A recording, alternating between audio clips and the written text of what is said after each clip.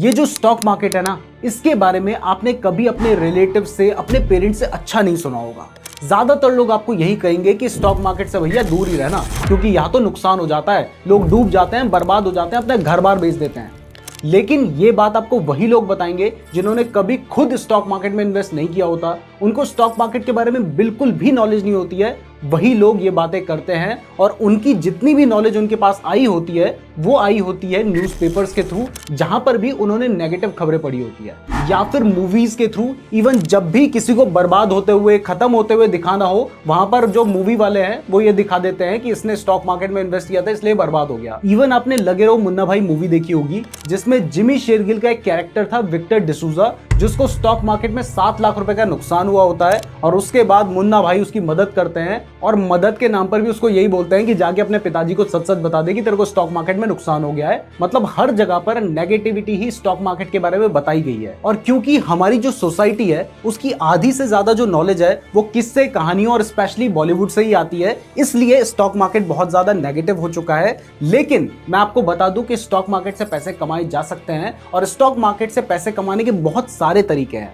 अगर आपको कोई बता रहा है कि उसको स्टॉक मार्केट में नुकसान हो गया, तो उससे पूछो कि भाई कहां पे नुकसान हुआ, तूने लॉन्ग टर्म इन्वेस्टिंग की थी, तूने पेनी स्टॉक्स में इन्वेस्ट किया था, तूने इंट्राडे ट्रेडिंग की थी, ऑप्शंस ट्रेडिंग की थी, कमोडिटी ट्रेडिंग की थी, फॉरेक्स ट्रेडिंग की थी, तूने कहां पे नुकसान करवाया है? क्योंकि बहुत सारी ऐसी जगहें हैं जहां पर नुकसान होने के चांसेस ज्यादा होते हैं। बहुत सारे स्टॉक मार्केट में ऐसी जगहें हैं जहां पर प्रॉफिट होने के चांसेस ज्यादा होते हैं। तो अगर आपको स्टॉक मार्केट के बारे में सही नॉलेज चाहिए और 2024 में आप स्टॉक मार्केट में अपनी जर्नी शुरू करना चाहते हैं, स्टॉक मार्केट से पैसे कमाना चाहते हैं, तो ये सब आप कैसे कर सकते हैं, स्टॉक मार्केट के बारे में छोटी छोटी बेसिक बातें और कैसे आप स्टॉक मार्केट में इन्वेस्ट करके पैसे कमा सकते हैं, ये सब कुछ आज इस वीडियो में आपको क्लियर हो जाएगा। वीडियो बहुत ही ज्यादा इंपॉर्टेंट है और अगर आप नए हैं फिर तो समझ लीजिए कि ये वीडियो आप ही के लिए बनी है। तो आपने तो इस वीडियो को बहुत ध्यान से देखना है और वीडियो पसंद आए तो वीडियो को लाइक जरूर कर दीजिएगा। लेकिन उससे पहले कमेंट करके बता दीजिएगा कि जब आप स्टॉक मार्केट में शेयर खरीदते हैं तो वो शेयर आप कंपनी से खरीदते हैं या कहीं और से खरीदते हैं,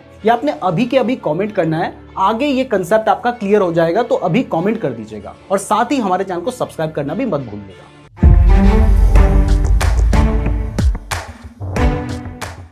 तो चलिए बिल्कुल शुरू से शुरू करते हैं।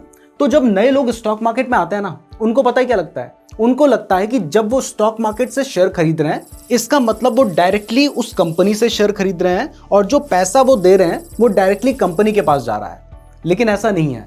जब आप स्टॉक मार्केट से शेयर खरीदते हैं तो स्टॉक मार्केट को सेकेंडरी मार्केट कहा जाता है। यानी यहां पर आप अपने जैसे ही किसी दूसरे इन्वेस्टर से शेयर खरीद रहे होते हैं। मतलब अगर आपने किसी कंपनी का शेयर खरीदा, एग्जांपल के लिए रिलायंस का शेयर खरीद रहा, तो वो आप डायरेक्टली रिलायंस कंपनी से नहीं खरीद रहे हैं, वो आप खरीद रहे हैं किसी दूसरे इन्वेस्टर से। यानी कोई ऐसा व्यक्ति होगा जिसने आपसे पहले रिलायंस का शेयर खरीद रखा है, वो बेचना चाहता है, आप खरीदना चाहते हैं और इस तरीके से बाइंग हो जाती है। अब कल को आप बेचने जाएंगे तो वो भी आप किसी दूसरे बंदे को बेचेंगे। तो क्योंकि करोड़ों शेयर्स हैं, करोड़ों बायर्स हैं, करोड़ों सेलर्स हैं, तो आप आपस में ही एक दूसरे से शेयर बाय एंड सेल करते रहते हैं। यानी हम स्टॉक मार्केट में डायरेक्टली कंपनी से शेयर नहीं खरीदते हैं, हम अपने जैसे ही किसी इन्वेस्टर से शेयर खरीदते हैं। अब यहां पर आप बोलोगे कि फिर कोई ना कोई तो ऐसा होगा ना जिसको डायरेक्टली कंपनी ने शेयर बेचे होंगे।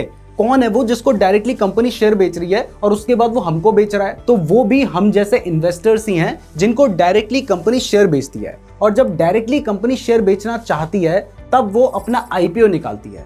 यानी पहली बार जब कंपनी शेयर मार्केट में आ रही है, अभी तक किसी के पास भी उसके शेयर्स नहीं है, तब कंपनी अपना आईपीओ निकालती है, जिसको कहते हैं इनिशियल पब्लिक ऑफरिंग।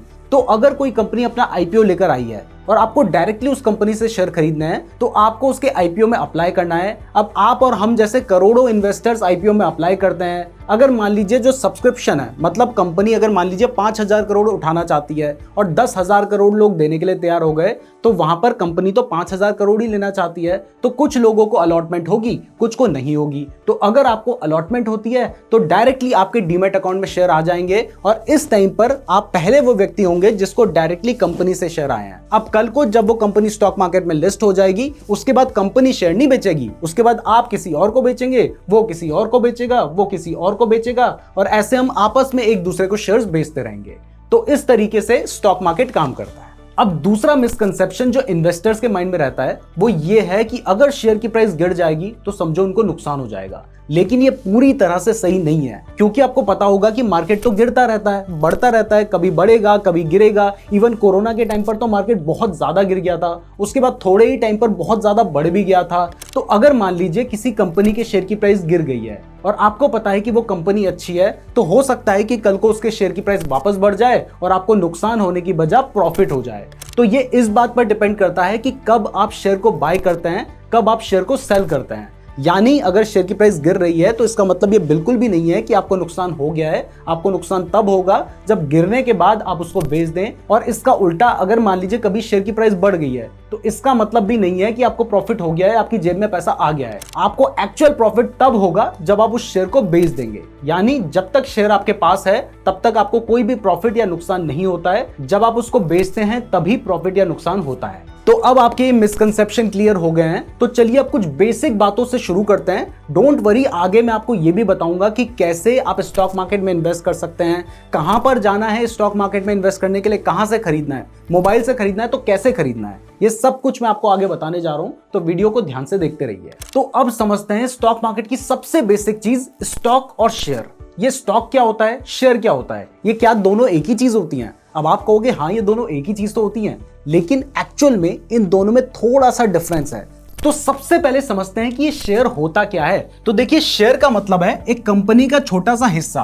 तो जैसे मान लीजिए ये एक पूरी कंपनी है, तो इस कंपनी का अगर हम छोटे से हिस्से की बात करें तो ये हो गया कंपनी का शेयर। यानी शेयर का मतलब कंपनी का छोटा सा हिस्सा है। तो जब आप किसी कंपनी के शेयर खरीद लेते हैं, उसके बाद अगर मान लीजिए जो कंपनी है वो बड़ी होती है, कंपनी को प्रॉफिट होता है, तो देखिए कंपनी बड़ी हो रही है तो आपका जो हिस्सा है वो भी बड़ा होता चला जाएगा। अगर मान लीजिए कंपनी को लॉस होता है, कंपनी छोटी होती चली जाती है, तो आपका जो छोटा सा हिस्सा था, शेयर था, वो भी छोटा होता चला जाएगा।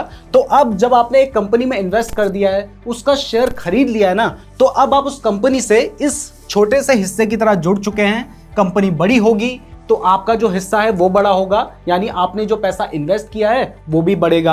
अगर कंपनी को लॉस होगा, कंपनी छोटी होगी, तो वहां पर आपका जो हिस्सा है उसका साइज भी छोटा होता चला जाएगा। तो इस तरीके से आप समझ सकते हैं कि शेयर ये होता है। अब यहां पर आपके माइंड में आएगा कि ठीक है, शेयर तो ये है, फिर स्टॉक क्या है, क्या स्टॉक भी यही है? तो स्टॉक ये नहीं है, इस पूरी कंपनी को आप एक तरह से स्टॉक मान के चल सकते हैं। तो ये एक स्टॉक है, इसके बाद मान लीजिए ये एक दूसरी कंपनी है तो ये एक दूसरा स्टॉक हो गया, यहां पर ये एक तीसरा स्टॉक हो गया, ये एक चौथा स्टॉक हो गया। तो अगर मैं आपसे कभी पूछूं कि आपके पास कितने स्टॉक्स हैं और आप मुझे कहते हैं कि मेरे पास 4 स्टॉक हैं, तो इसका मतलब मुझे समझ आएगा कि आपके पास 4 अलग अलग कंपनी के स्टॉक्स हैं। और वहीं अगर आप मुझे कहते हैं कि मेरे पास 4 शेयर हैं, तो मुझे क्या लगेगा कि आपके पास एक कंपनी के 4 शेयर हैं। एक शेयर ये है, एक शेयर ये है, एक शेयर ये है। तो शेयर का मतलब है एक कंपनी का छोटा हिस्सा, स्टॉक आप एक पूरी कंपनी को समझ सकते हैं। ये बातें मैं आपको समझाने के लिए बता रहा हूं। तो अब आपको स्टॉक क्या होता है, शेयर क्या होता है, ये समझ आ गया है। तो चलिए अब ये समझते हैं कि स्टॉक मार्केट क्या होता है और शेयर मार्केट क्या होता है। लेकिन इससे पहले मेरा आपसे एक सवाल है, और वो सवाल ये है कि वेजिटेबल मार्केट क्या होता है। तो वेजिटेबल मार्केट वो मार्केट होता है जहां पे सब्जियां मिलती है। तो इसी तरीके से स्टॉक मार्केट या शेयर मार्केट वो मार्केट होता है जहां पे स्टॉक्स मिलते हैं या शेयर्स मिलते हैं। अब आप बोलोगे कि वेजिटेबल मार्केट का तो मुझे पता है कि मेरी गली के चौक पे लगता है, वहां से मैं सब्जियां खरीदता हूं, वही है मेरा वेजिटेबल मार्केट। लेकिन ये स्टॉक मार्केट कहां लगता है? तो देखिए, इंडिया में स्टॉक मार्केट की बात करें तो स्टॉक मार्केट वो जगह होती है जहां से आप शेयर बाय एंड सेल कर सकते हैं। तो इंडिया में ऐसी 2 जगहें हैं, एक है NSE और दूसरी है BSE, यानी बॉम्बे स्टॉक एक्सचेंज और नेशनल स्टॉक एक्सचेंज। यानी ये 2 ऐसे मेन इंपॉर्टेंट एक्सचेंज हैं जहां से आप शेयर बाय एंड सेल कर सकते हैं। तो इनको ही आप स्टॉक मार्केट समझ सकते हैं। तो अब आपको ये क्लियर हो गया है कि ये 2 मार्केट है जहां से आप स्टॉक खरीद सकते हैं। लेकिन यहां पर आप बोलेंगे कि ठीक है, वेजिटेबल मार्केट के लिए मुझे पता है कि चौक पे जाऊंगा, वहां से सब्जी मिल जाएगी, तो वहां से मैं खरीद सकता हूं। लेकिन ये स्टॉक खरीदने के लिए मुझे कहां जाना पड़ेगा, कौन सी दुकान में जाके बोलूं कि भैया स्टॉक दे दे? तो इसके लिए आपको कहीं भी जाने की जरूरत नहीं है। जिस मोबाइल फोन में या जिस लैपटॉप में आप इस वीडियो को देख रहे हैं ना, उसी मोबाइल फोन से या उसी लैपटॉप से आप शेयर्स खरीद एंड बेच सकते हैं। और खरीद सकते क्या है, आपको खरीदना ही मोबाइल से पड़ेगा या लैपटॉप से पड़ेगा। आप चाहे किसी के थ्रू चले जाओ, वहां पर जाकर भी ऑनलाइन ही आपके शेयर्स को बाय एंड सेल किया जाएगा, क्योंकि ये जो पूरा सिस्टम है ये ऑनलाइन है और आपको ऑनलाइन ही शेयर्स खरीदने होते हैं। लेकिन यहां पर जब हम शेयर खरीदते हैं तो डायरेक्टली हम एनएससी के पास नहीं जाते हैं, डायरेक्टली हम बीएसई के पास नहीं जाते हैं। बीच में कुछ ब्रोकर कंपनीज होती हैं जिनके थ्रू आपको शेयर खरीदने होते हैं। यानी आप किसी भी कंपनी का शेयर खरीदना चाहते हैं, स्टॉक मार्केट में 5000 से ज्यादा कंपनीज लिस्टेड हैं, इनमें से किसी भी कंपनी का शेयर खरीदना है तो वो आपको एनएससी या बीएसई में मिलेगा और इनसे आप डायरेक्टली नहीं खरीद सकते। इनके पास जाने के लिए आपको किसी ब्रोकर के पास जाना होगा और वो ब्रोकर आजकल बहुत बड़ी बड़ी कंपनीज हैं, 20-20, 30-30 हजार करोड़ की कंपनीज हैं जिनके थ्रू आप शेयर्स बाय एंड सेल करते हैं। तो अगर आपको शेयर खरीदना है तो आप भी उन ब्रोकर के थ्रू खरीदेंगे, मेरे को खरीदना है मैं भी उन ब्रोकर के थ्रू खरीदूंगा, और जो बड़े बड़े इन्वेस्टर्स हैं वो भी ब्रोकर के थ्रू ही शेयर खरीदते हैं और कुछ खुद भी ब्रोकर बन जाते हैं। अब जब आप वेजिटेबल मार्केट में जाते हैं तो वहां पर आप डायरेक्टली जाके बोलते हैं कि भाई मुझे आधा किलो भिंडी दे दे, 1 किलो टमाटर दे दे। लेकिन आप शेयर मार्केट में ब्रोकर के पास जाकर ऐसा नहीं बोल सकते हैं, क्योंकि देखिए जो वेजिटेबल है, आप टमाटर बोल लीजिए, भिंडी बोल लीजिए, ये एक फिजिकल चीजें हैं। लेकिन शेयर कोई फिजिकल प्रोडक्ट नहीं है जिसको आप खरीद के अपने पास रख पाएं। ये बेसिकली आपका एक इंटरेस्ट है जो कि उस कंपनी के साथ जुड़ चुका है। तो वो जो शेयर्स होते हैं ये आपको डिजिटल फॉर्म में रखने होते हैं, जिसके लिए आपको उस ब्रोकर कंपनी के पास अपना डीमैट अकाउंट खुलवाना होता है। यानी आपके जो शेयर्स होते हैं वो डीमैट अकाउंट में रखे होते हैं और वो डीमैट अकाउंट खुलवाना होता है आपको ब्रोकर के पास। अब ये ब्रोकर के पास जाके डीमैट अकाउंट खुलवाना कैसे है, तो देखिए इसके लिए भी कहीं जाने की जरूरत नहीं है। आपके मोबाइल फोन से ही आप अपना डीमैट अकाउंट खुलवा सकते हैं। और इवन कुछ अच्छी कंपनीज के डीमैट अकाउंट जिन्हें मैं खुद भी यूज करता हूं, उनका लिंक मैंने आपको डिस्क्रिप्शन पे दे रखा है। तो इस वीडियो के डिस्क्रिप्शन पे जाना, वहां पर डीमैट अकाउंट का लिंक दिया होगा, उस पर क्लिक करना, अपनी डिटेल्स फिल करना और वहां से आप अपना डीमैट अकाउंट खुलवा सकते हैं। तो अगर आप अभी इन्वेस्ट करने की सोच रहे हो या फ्यूचर में कभी भी इन्वेस्ट या ट्रेड करने की सोच रहे हो तो अभी डीमैट अकाउंट खुलवा लीजिए। लिंक इस वीडियो के डिस्क्रिप्शन पे आपको मिल जाएगा। अब जब आप अपना डीमैट अकाउंट खुलवा लेंगे तो अकाउंट तो आपने खुलवा लिया है, अब आप शेयर बाय एंड सेल कैसे करेंगे? तो इसके लिए भी आजकल सारा काम डिजिटल होता है। कंपनीज के एप्स हैं, आप जिस कंपनी में अपना डीमैट अकाउंट खुलवाएंगे उस कंपनी का अपना एक ऐप होगा जिसको डाउनलोड करके आप अपनी डिटेल्स फिल करके शेयर बाय एंड सेल कर सकते हैं। इवन इस वीडियो के डिस्क्रिप्शन में मैं आपको 2 वीडियो के लिंक भी दे दूंगा, जिसमें से पहली वीडियो को देखकर आप अपना डीमैट अकाउंट खुलवा सकते हैं और दूसरी वीडियो को देखकर आप शेयर बाय एंड सेल करना सीख सकते हैं। तो ये टेंशन मत लो कि शेयर खरीदना कैसे है, बेचना कैसे है, कहां जाना है। इसके लिए कहीं नहीं जाना है, वीडियो के डिस्क्रिप्शन पे जाना है, वहां पर डीमैट अकाउंट का लिंक भी मिल जाएगा जहां से आप डीमैट अकाउंट खुलवाएंगे। दूसरा कैसे खुलवाना है उस वीडियो का लिंक भी मिल जाएगा और शेयर बाय एंड सेल कैसे करना है उस वीडियो का लिंक भी मिल जाएगा। तो अभी तक आपको समझ आ गया है कि स्टॉक क्या होता है, शेयर क्या होता है। हमने थोड़ा बहुत आईपीओ के बारे में बात की है, स्टॉक मार्केट क्या होता है, शेयर मार्केट क्या होता है, एनएससी बीएसई क्या होते हैं, इन सब के बारे में आपको पता चल चुका है। साथ ही आपको यह भी समझ आ गया है कि आप शेयर खरीद एंड बेच कैसे सकते हैं। तो अब ये समझते हैं कि शेयर की प्राइस बढ़ेगी और घटेगी कैसे और आपको फायदा होगा कैसे। तो अब बात करते हैं कि शेयर की प्राइस बढ़ती और घटती कैसे है। तो देखिए शेयर की प्राइस 2 फैक्टर्स पे डिपेंड करती है, एक है डिमांड और दूसरी है सप्लाई। अगर मान लीजिए किसी चीज की डिमांड ज्यादा होगी तो उसकी प्राइस बढ़ेगी और अगर किसी चीज की सप्लाई ज्यादा होगी तो उसकी प्राइस गिरेगी।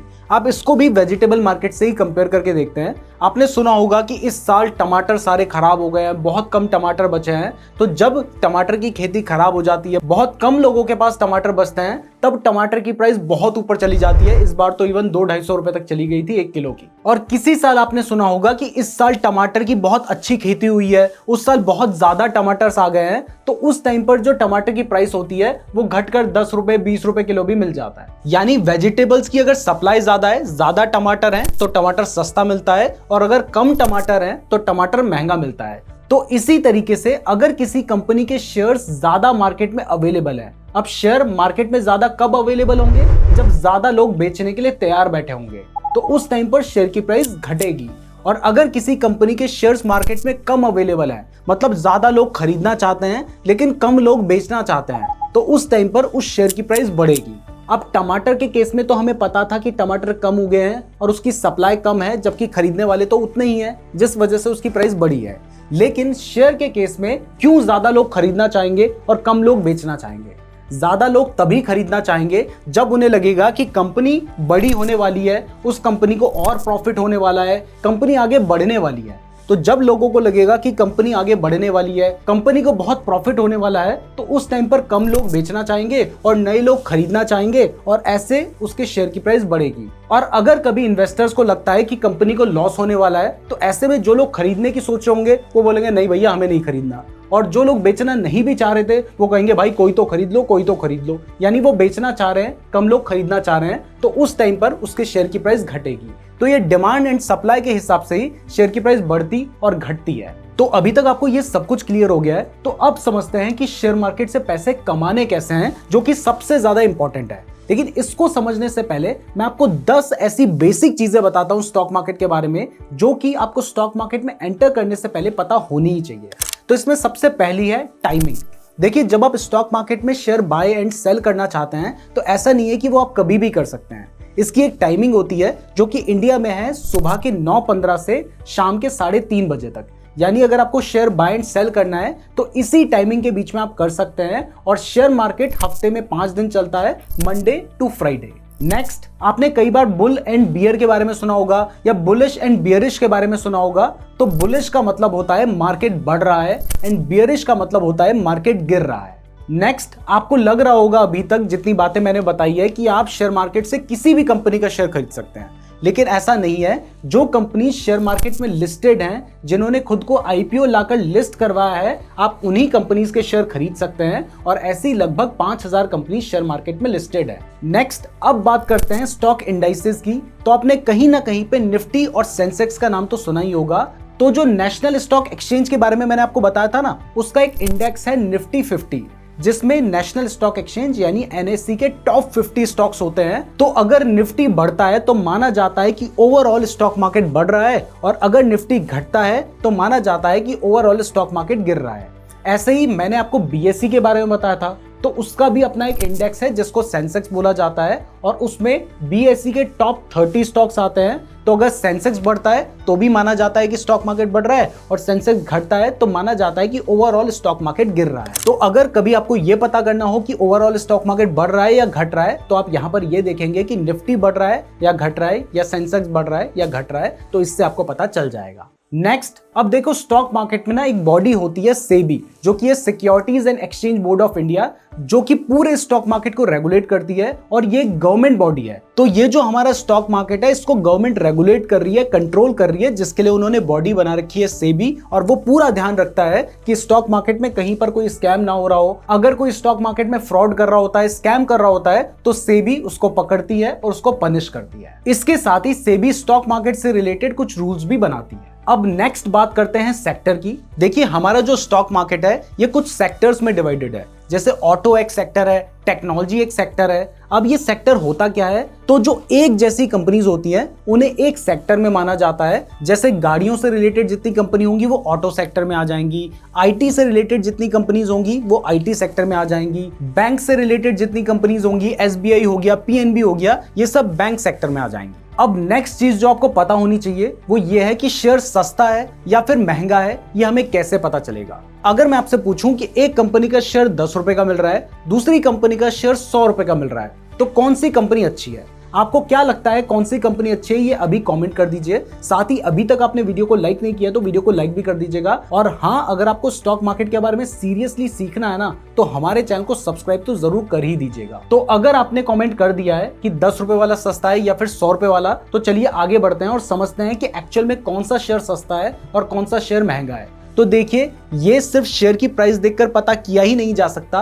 कि कौन सा शेयर सस्ता है और कौन सा शेयर महंगा है, क्योंकि ये डिपेंड करता है कंपनी की मार्केट कैपिटलाइजेशन पे, यानी कंपनी कितनी बड़ी है और कितनी छोटी है। अब ये मार्केट कैपिटलाइजेशन होती क्या है, तो देखिए, मार्केट कैप का फॉर्मूला होता है share price into number of shares.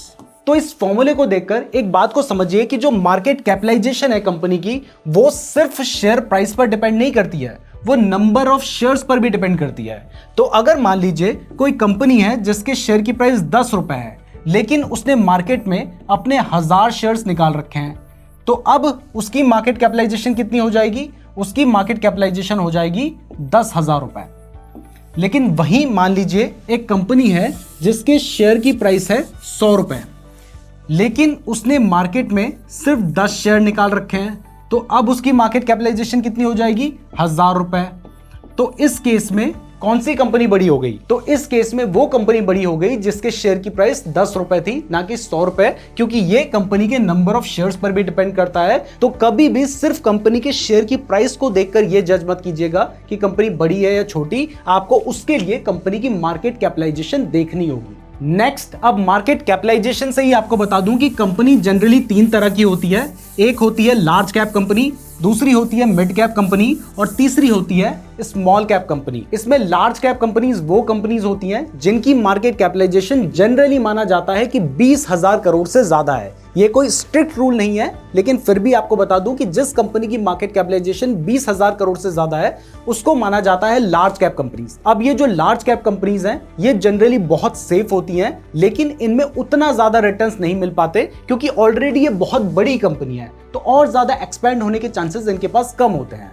इसके बाद आती हैं मिड कैप कंपनीज जिनकी मार्केट कैपिटलाइजेशन 5,000 करोड़ से 20,000 करोड़ के बीच में मानी जाती है। फिर से क्लियर कर दूं कि ये कोई स्ट्रिक्ट रूल नहीं है, लेकिन जनरली ऐसा माना जाता है। तो ये जो कंपनीज हैं ये क्योंकि बहुत ज्यादा बड़ी नहीं है, तो इन कंपनीज में लार्ज कैप के कंपैरिजन में तो थोड़ा ज्यादा रिस्क होता है, लेकिन इनमें ग्रोथ के भी ज्यादा चांसेस होते हैं। तो आपको लार्ज कैप के कंपैरिजन में ज्यादा रिटर्न्स मिल सकते हैं लॉन्ग टर्म में।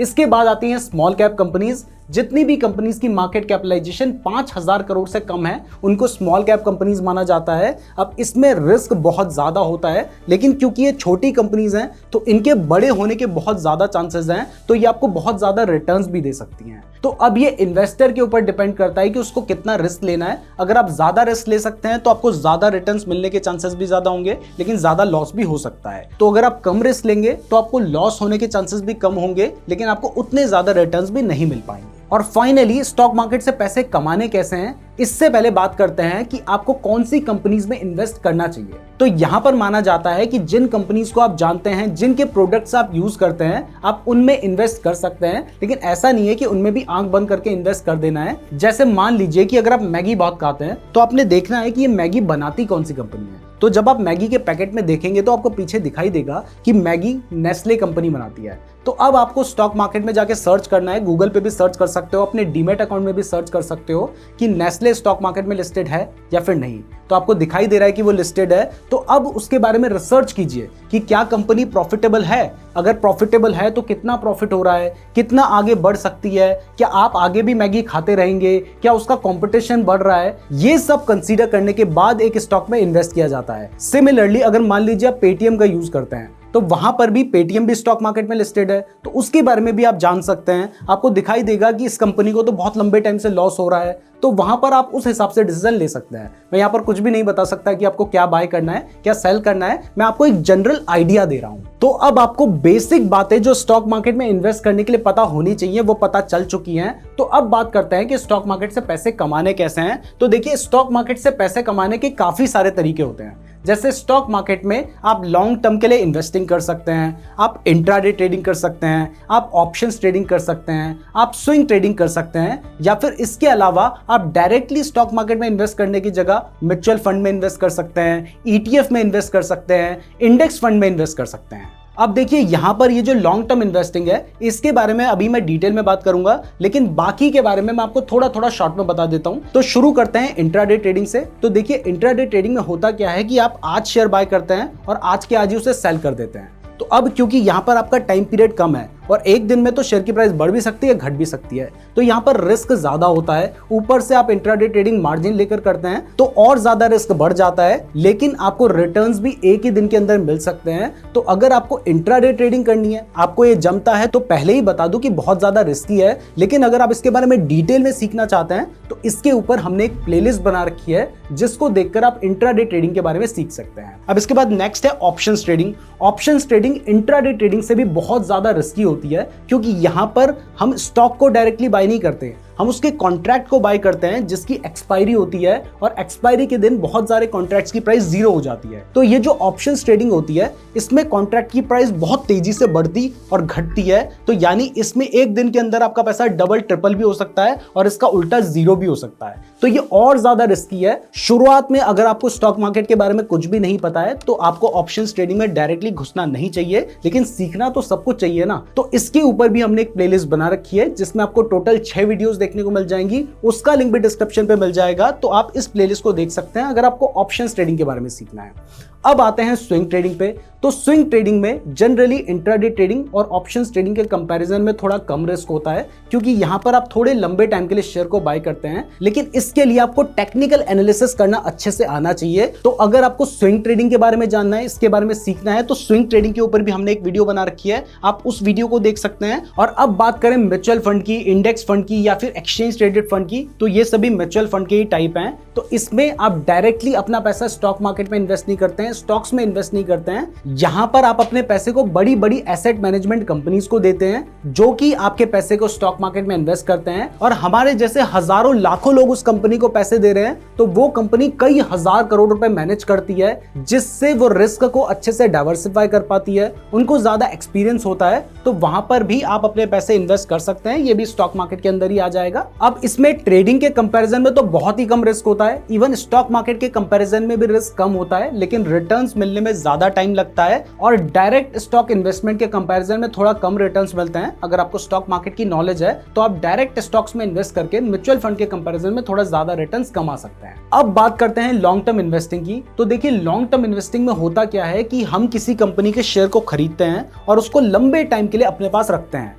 जब आप लॉन्ग टर्म के लिए शेयर को बाय कर रहे हैं, तो आप चाहें तो पूरी जिंदगी भर उस शेयर को रख सकते हैं, और आपके बाद आपके बच्चे भी उस कंपनी के शेयर्स को रख सकते हैं, अगर आपने उन्हें नॉमिनी बना दिया है तो मान लो आप किसी बैंक सेक्टर की कंपनी में इन्वेस्ट करना चाहते हैं और आपको दिखाई देता है कि यार SBI अच्छी कंपनी है, तो आप SBI में इन्वेस्ट करने की सोचते हैं। ये सभी कुछ एग्जांपल है, आपको समझाने के लिए बताया जा रहा है। आप खुद अपने हिसाब से सोचिए कि आपको कौन सी कंपनी में इन्वेस्ट करना है। तो अभी SBI के शेयर की प्राइस लगभग 600 रुपए के आसपास चल रही है, 650 के आसपास होगी, लेकिन समझाने के लिए मैं आपको 600 रुपए बोल रहा हूं। तो आपने मान लीजिए 600 रुपए की प्राइस में SBI के 10 शेयर खरीद लिए, तो इसमें आप इन्वेस्टमेंट कितनी करेंगे? आपने इन्वेस्टमेंट कर दी 6,000 रुपए की। तो आपने 6,000 रुपए की इन्वेस्टमेंट कर दी है। अब जैसे ही आप इन्वेस्ट कर देंगे, उसके बाद जरूरी नहीं है कि कल से ही शेयर की प्राइस बढ़ने लग जाएगी। हो सकता है इसके बाद शेयर की प्राइस थोड़ी सी घट जाए और घट के यहां पर थोड़े दिनों में ही 550 रुपए पे आ जाए। तो अब आपने 10 शेयर खरीद रखे हैं, तो यहां पर आपके जो इन्वेस्टमेंट की वैल्यू होगी वो 5,500 रुपए हो जाएगी,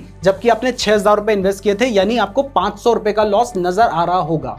ध्यान रखिए, मैंने बोला है कि नजर आ रहा होगा, आपको लॉस हुआ नहीं है। अगर आप सेल कर देंगे तो आपको लॉस हो जाएगा, लेकिन क्योंकि आपको पता है कि SBI अच्छी कंपनी है, ये एग्जांपल दे रहा हूं, समझाने की बात चल रही है, तो आपको पता है कि SBI अच्छी कंपनी है, तो आपने उसको अपने पास रखा। अब 1 महीना गुजर गया, 2 महीना गुजर गया, 1 साल गुजर गया, और 1 साल बाद SBI को प्रॉफिट हुआ और उसके शेयर की प्राइस वापस बढ़कर आ गई 600 रुपए। तो अब आपका जो 5,500 था वो वापस से 6,000 हो गया। उसके बाद आपने अपने पास रखा। अब यहां पर मैंने 1 साल का एग्जांपल दिया है, तो इसका मतलब ये नहीं है कि 1 साल बाद ही आएगी, 1 घंटे बाद भी आ सकती है, 1 दिन बाद भी आ सकती है, 1 हफ्ते बाद भी आ सकती है। मैं सिर्फ समझाने वाली बात कर रहा हूं, तो इसको एग्जांपल की तरह ही लीजिएगा। तो अब मान लीजिए 1 साल बाद वापस प्राइस हो गई 600 रुपए की। अब इसके बाद SBI को और प्रॉफिट हुआ, तो इसके बाद फाइनली शेयर की प्राइस बढ़ेगी और ये हो जाएगी 700 रुपए। तो अगर मान लीजिए प्राइस हो गई 700, तो अब आपकी इन्वेस्टमेंट की वैल्यू कितनी हो गई? ये हो गई 7,000 रुपए। तो अब आपको अपने अकाउंट में 1,000 रुपए का प्रॉफिट नजर आ रहा होगा, क्योंकि हमने 6,000 रुपए इन्वेस्ट किए थे और उसकी जो वैल्यू है वो बढ़कर 7,000 रुपए हो चुकी है, यानी आपको 1,000 रुपए का प्रॉफिट नजर आ रहा होगा। इसके बाद मान लीजिए और कंपनी को प्रॉफिट होता है। अब कंपनी को प्रॉफिट हो रहा है, तो इसके साथ क्या हो रहा है? जब कंपनी को प्रॉफिट हो रहा होगा तो डिमांड बढ़ेगी, डिमांड बढ़ेगी तो उसकी शेयर की प्राइस इसलिए बढ़ रही है, और इसके बाद इसकी वैल्यू हो जाएगी 8,000 रुपए। अब ऐसे ऐसे टाइम टू टाइम कंपनी बड़ी होती चली जाएगी। एक दिन 800 है ना, हो सकता है कि इसके बाद एक दिन शेयर की प्राइस 8,000 रुपए भी हो, और आपने जो 6,000 लगाए थे उसकी वैल्यू 80,000 रुपए भी हो। तो ये सब कुछ टाइम के ऊपर डिपेंड करता है, कंपनी कितनी अच्छी है इस बात के ऊपर डिपेंड करता है। अब ऐसा नहीं है कि अगर शेयर की प्राइस 8,000 हो गई है तो आपको 80,000 रुपए का प्रॉफिट हो गया है। प्रॉफिट तब होगा जब आप बेचोगे। अभी वो सिर्फ बुक प्रॉफिट है, यानी आपको सिर्फ दिखाई दे रहा है। आपको एक्चुअल प्रॉफिट तब होगा जब आप उसको सेल कर देंगे। तो इस तरीके से शेयर को बाय एंड सेल करने से प्रॉफिट होता है। इसके अलावा भी बता देता हूं कि एक तो प्रॉफिट आपको शेयर को बाय एंड सेल करने से होता है, दूसरा जब आप लॉन्ग टर्म के लिए शेयर रखते हैं ना, तो कई बार कंपनी डिविडेंड देती है। जैसे मान लीजिए इस कंपनी ने एक शेयर पे मान लीजिए जब इसके शेयर की प्राइस 8,000 हो गई तब इसने एक शेयर पे 100 रुपए का डिविडेंड दे दिया, तो अब आपको एक साल में 1,000 रुपए वापस आ जाएंगे। और ऐसे जब आप शेयर्स को लॉन्ग टर्म के लिए रखेंगे, 5 साल, 10 साल, 15 साल, तो उस टाइम पर शेयर की प्राइस बहुत ज्यादा हो गई होगी, तो उस टाइम पर कंपनी डिविडेंड भी ज्यादा दे रही होगी। तो ऐसे में हो सकता है कि जब आपने उस कंपनी में इन्वेस्ट किया था तब कंपनी इतनी थी, मतलब छोटी थी, अब कंपनी हो चुकी है इतनी बड़ी, तो आपका जो छोटा सा हिस्सा था ना वो भी अब बड़ा होके इतना बड़ा हो चुका होगा। और ऐसे में जब आपको रिटर्न्स मिलेंगे तो वो भी रिटर्न्स ज्यादा होंगे। तो देखिए इस तरीके से शेयर मार्केट से पैसे कमाए जाते हैं। अब आज मैंने आपको बेसिक बातें बताई हैं, इसका मतलब ये नहीं है कि आपको शेयर मार्केट के बारे में सब कुछ पता चल चुका है। शेयर मार्केट बहुत ज्यादा वास्ट है। इसके बारे में अगर आपको डिटेल में सीखना है तो इसके ऊपर वैसे हमने एक कोर्स बना रखा है जो कि 47 लेक्चर्स का कोर्स है, जिसमें हमने बिल्कुल बेसिक से लेकर पूरा एडवांस तक सिखा रखा है, जो कि आप हमारे ऐप नीरज जोशी में जाकर बाय कर सकते हैं। लिंक आपको डिस्क्रिप्शन पे मिल जाएगा। लेकिन बाय तभी करना जब आप सीखने के लिए सीरियस हैं। अगर आप सीखने के लिए सीरियस नहीं है तो फिर बाय मत कीजिएगा, क्योंकि हमने उस कोर्स को बहुत मेहनत से बनाया है। तो हम चाहते हैं कि जो उस कोर्स को खरीद रहा है उसको वैल्यू मिले। वीडियो पसंद आई है तो वीडियो को लाइक जरूर कर दीजिएगा। अगर आप स्टॉक मार्केट में फ्यूचर में इन्वेस्ट करेंगे, आज इन्वेस्ट करेंगे, कभी भी करेंगे, आपको डीमैट अकाउंट तो चाहिए, तो अपना डीमैट अकाउंट अभी खुलवा लो। लिंक डिस्क्रिप्शन पे दिया गया है। स्टॉक मार्केट के बारे में सीखते रहने के लिए हमारे चैनल को जरूर सब्सक्राइब कर दीजिएगा। अब यहां पर आपको 2 वीडियो नजर आ रही होंगी। इस वीडियो को देखकर आप अपना डीमैट अकाउंट खुलवा सकते हैं और इस वीडियो को देखकर आप शेयर्स बाय एंड सेल करना सीख सकते हैं। और डीमैट अकाउंट खुलवाने का लिंक डिस्क्रिप्शन पे दिया है, तो अपना डीमैट अकाउंट जरूर खुलवा लीजिएगा। धन्यवाद।